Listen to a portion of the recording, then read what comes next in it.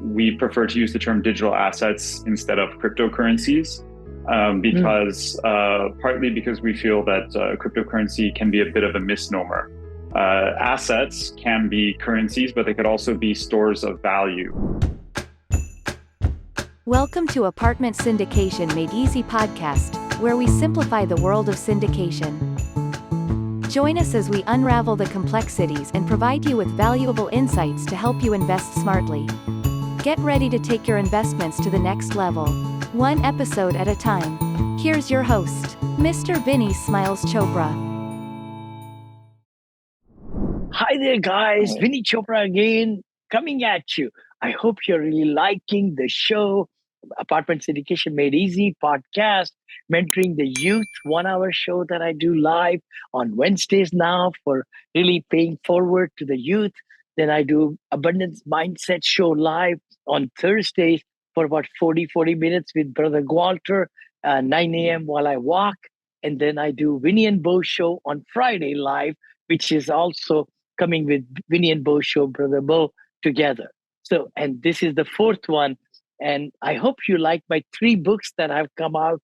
My number 1 book that just became number 1 internationally again, Positivity Brings Profitability.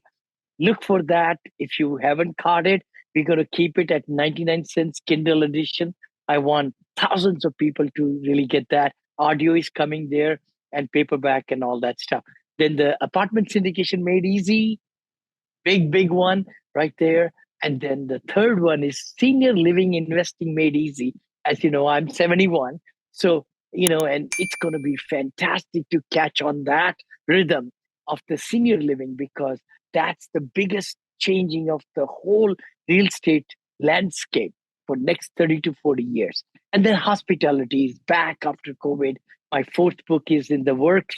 That's going to be investing in hospitality. We got a great guest today. Hi there. Hi, David. How are you? Sorry about all this big Vinney. introduction. Oh no, it's you're up to a lot of things. So yeah, it takes a little bit of time to explain it all. Yeah, and especially just last 2-3 weeks, I've not been interviewing that much on my channel now, that much. But the key thing is a lot of big followers look forward to great content. So that's what we are doing. And David Das is here. David is a 15-year plus veteran track record as a marketing, growth, and investing professional. And David has led teams of 10 plus people, managed 7 plus figure budgets, and working across tech companies, media companies, financial services, alternative assets to expand monetization opportunities. He holds a summa cum laude BA from UC Berkeley. Hold on, our son went to Berkeley too. Oh, right on. Go Bears. Yeah, he did EECS, electrical and engineering, computer Right science. EECS. They have an excellent program for that. So, are you from the Bay Area then? Yeah. I was born and raised in the San Francisco Bay Area. Currently based in New York City, though. Yeah. Oh, you are. We live in Blackhawk now, Blackhawk Country Club, which is on this side. The Walnut Creek. Alamo. Oh, very cool. Okay, yeah. So I lived in Pleasant Hill for a while, and then also in Orinda, so not too far away from you guys. Yeah, not far at all. It's lovely over there. All right, beautiful. No, glad to have you. So you're in Dallas, you said, or Houston, something. Houston, correct? Yeah. So what brought you there? Bit of work and a bit of family. Bit of work and a bit of family. So I have both sides of my family, a bit of presence in across Texas, and then also some colleagues and business partners around here as well. Oh, love it. Houston is very close to me because I arrived in Houston, even though I live in the Bay Area. I started purchasing commercial real estate in 2011, 12, 13, 14, 15, 16, 17, 18. And now we have sold all. Then just last year, I bought one at the Med Center, regarded the Med Center, $67 million deal. But please go ahead and kind of share, your beginnings and where you are, what's your superpower, and how are you really bringing value to your clients? Yeah. So real quick on my background, I mean, like we were talking about, I was born and raised in San Francisco Bay Area. So this was amid the backdrop of dot-com boom and Yeah. bust, and then real estate booms and busts around that as well. So had this kind of fascination with alternative investments in general, just having lived through a very interesting kind of wild ride in that regard in the 90s and 2000s in the San Francisco Bay Area. But I was also raised very multicultural background. So I come from a Orthodox Christian background. So that's various people in Europe, the Middle East, Asia, North Africa come from that community. So I was really fascinated with just different languages, different cultures, and different ideologies, and how they combine together. And so that's, to answer your other question, what I would say my superpower is in being the mobilizer, where I'm really passionate about connecting people and businesses and opportunities with each other around the world, but also making those projects happen. So not only kind of introducing people or connecting people, but also activating, kind of making things happen across groups and across people. So the strategy, the implementation of all of that is something I'm really passionate about. And in terms of what I focus on in terms of value for clients and partners, so this really, my focus is in the alternative asset space. So this takes a couple of forms. Firstly, I am with an organization that helps to organize a variety of different private events, including events that take place in Davos in Switzerland each January.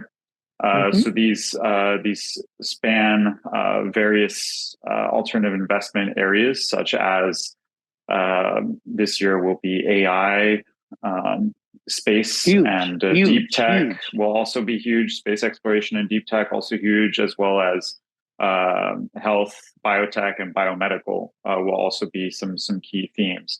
And so what we look to do is to connect partners and investors and companies together around these themes to generate business relationships, generate insights that are hard to get without really mobilizing people from across the world into the same place to really exchange these ideas. So Davos is a very, very crowded place. I was going to go in January. I was invited out, so I decided not to go. But my other partners were there from India. I'm from India originally, and we got a lot of good business also from there. 1,000 planes. I thought I was told they flew into Davos or something. It's a rich, very rich. You do have about 40,000 people come into this. 40,000 people come to this tiny little alpine. They call it a city, but it's really, to me, it's kind of a village. It's about 8,000 people normally. And so what is normally 8,000 person village has something closer to 40,000 people for this week in January.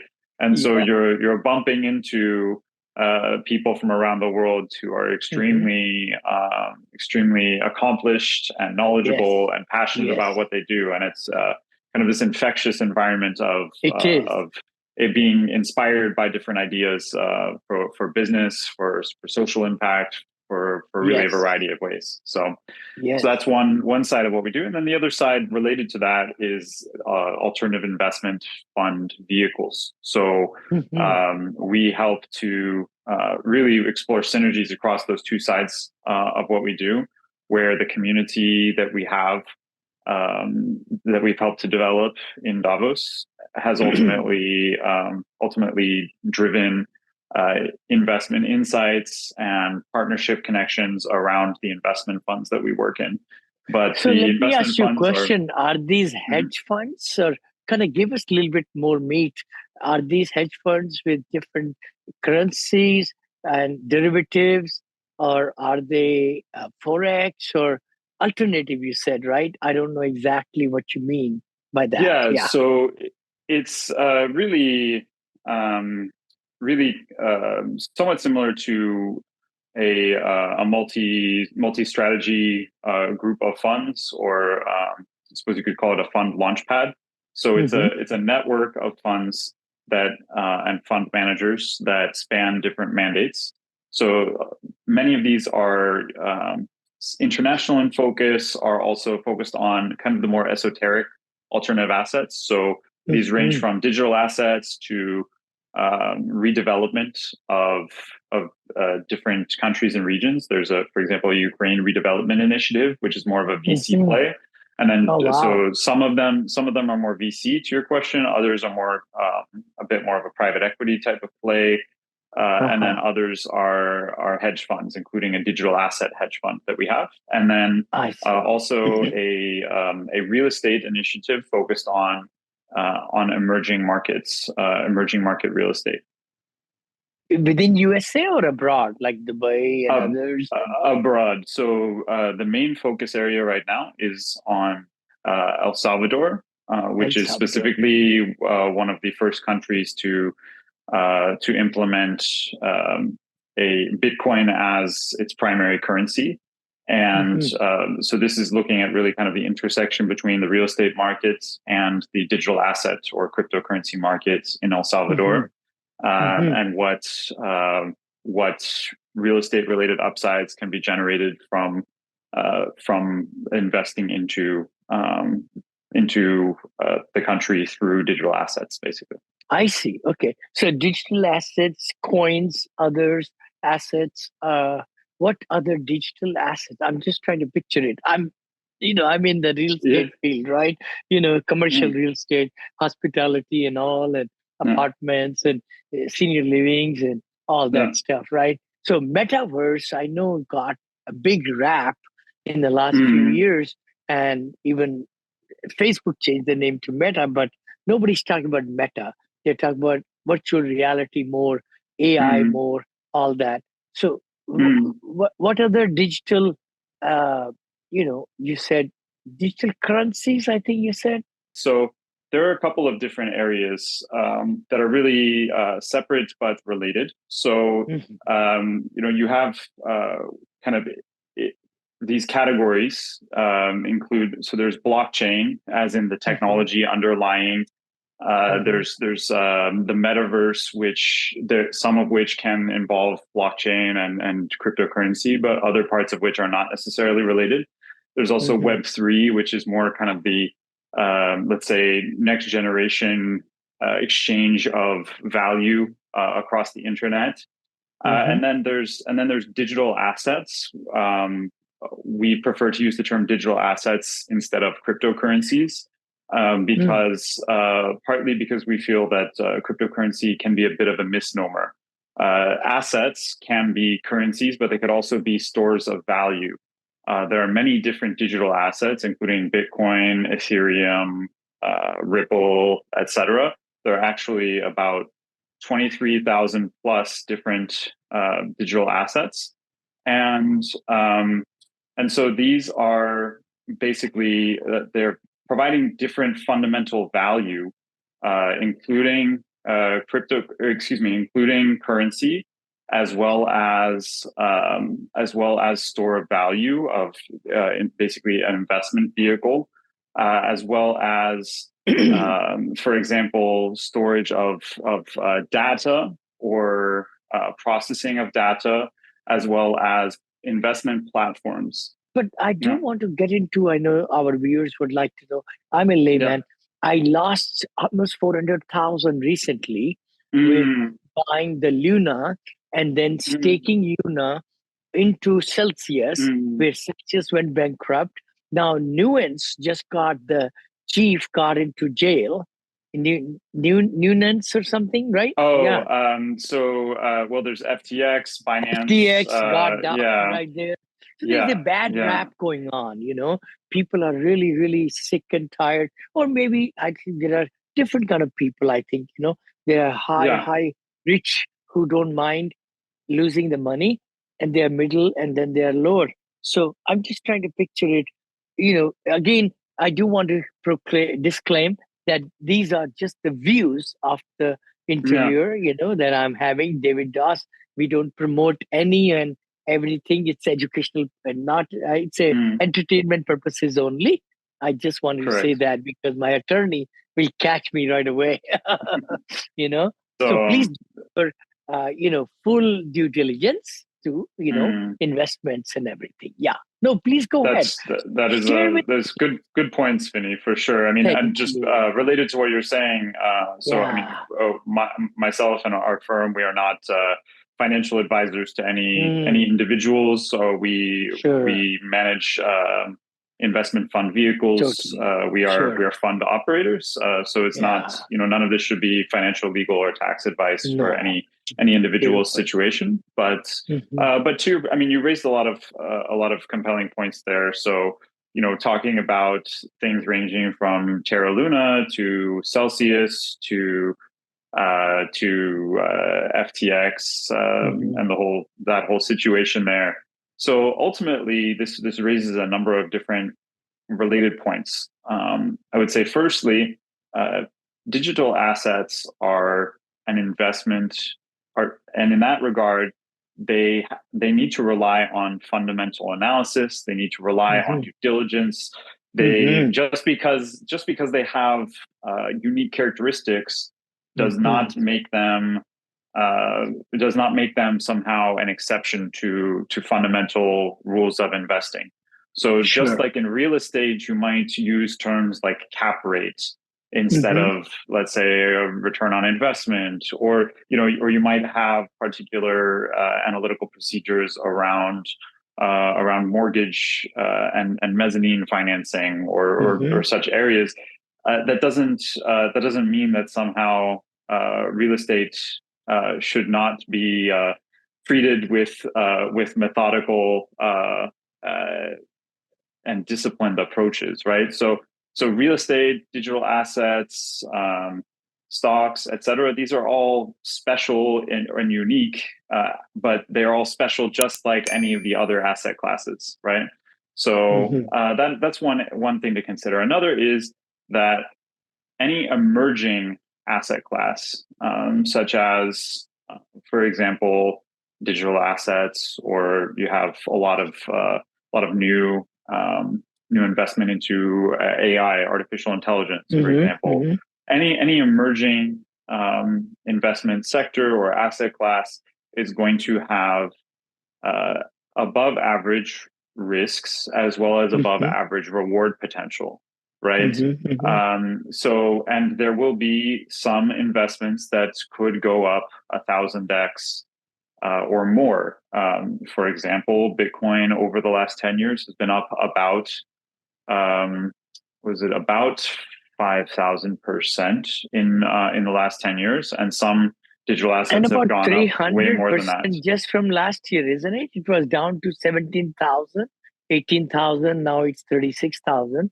So that's So another two times, even, three times. Yeah. I mean, that's a good point, that even just over the last, even in a supposed bear market of the Hmm. last year or so, that Bitcoin has Hmm. outperformed in the last year, Yeah. outperformed the S&P 500, Yep. outperformed the Russell and various other indices. So to that point, though, just like in other asset classes, I mean, you as a real estate professional, it Hmm. sounds like you have invested into multiple different properties, probably in multiple Yep. different markets, Yep. maybe multiple different types of assets. This could be, Yeah. you might have a diversified real estate portfolio across different cities, maybe different states, maybe some are multifamily, others are commercial. Yep. Whatever the diversification tactics are, there's probably going to be a fairly robust set of active analysis, ongoing evaluation, and then responding to market conditions, and So true. acquiring new positions, selling Hmm. out of other positions.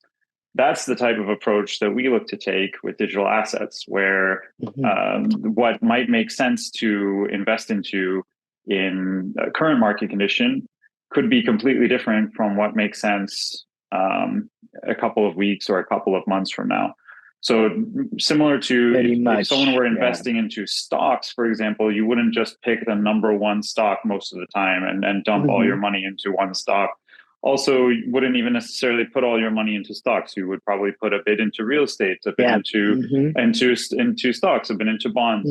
So what we found is that according to surveys of high net worth individuals, family offices, as well as according to analyses such as through modern portfolio theory, a small allocation into emerging assets like digital assets, let's say 4, 5, 6% in some cases, could be higher or lower depending on the individual and their circumstances, but something around that mark could provide a lot of asymmetric opportunity where there's if that amount were to go down in value, there's a fairly minimal damage to the overall individual or institution's portfolio.